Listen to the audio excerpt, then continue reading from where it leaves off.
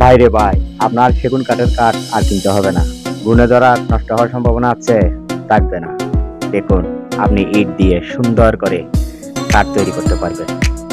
আপনার ছেলের জীবন যাবে, আপনার নাতির জীবন যাবে, কাঠ কিন্তু কিচ্ছু হবে না। দেখুন, দেখতে থাকুন। অসাধারণ অসাধারণ। ওয়াও,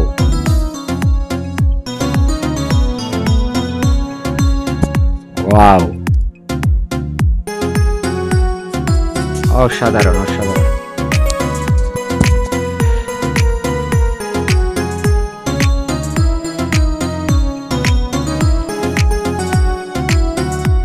ভাই রে ভাই, আজব কাঠ তৈরি করতেছে।